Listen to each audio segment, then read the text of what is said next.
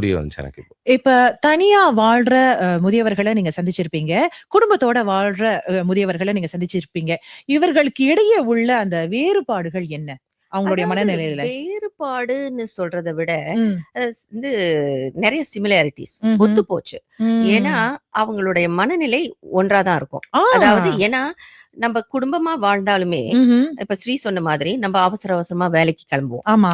காலையில பசியாறுறோம்னு வச்சுக்குவோமே, ஆஹா. அப்ப வந்து நம்ப அவசரமா கிளம்பும்போது, நம்ப ம்ஹ்ம். வேகமா பரிமாறிட்டு, ம். வேகமா சாப்பிட்டுட்டு நம்ப ஓடிருவோம். ம். அவங்க சாப்பிட்டாங்களா இல்லையா? இல்ல யாராவது வந்து குடும்பத்துல உள்ளவங்க பாத்துக்குவாங்க. ம். ம். யாராவது கவனிப்பாங்க. ம். அந்த மாரி யோசிச்சுட்டோம்னாக்கா, ம்ஹ்ம். அங்க வந்து ஒரு கேப் இருக்கும். அதாவது அவங்க ம். போதுமான நார் சத்து, ம். நார் சத்தும் ரொம்ப அவசியம்னு சொல்றோம். அதே நேரத்துல புரோதச்சத்து. புரோதச்சத்து இல்லனாக்கா உங்களுக்கு தசைகள் எல்லாம் குறைய ஆரம்பிக்கும். ம்ஹ்ம். ஆமா. அப்புறம் வந்து நிமிர்ந்து நிக்கிறதுக்கே வந்து பாஸ்சர் ம். மொதற்கொண்டு எல்லாமே அ பாதிக்கப்படும். ஆமா. அதனால அவங்களுக்கு வந்து போதுமானது கிடைக்குதான்றத கண்காணிக்கிறதுக்கே, அ யாரு எப்ப கண்காணிக்கிறாங்கன்றத நம்ப வந்து மனசுல வாங்கிக்கணும், ம்ஹ்ம். பாத்துக்கணும்.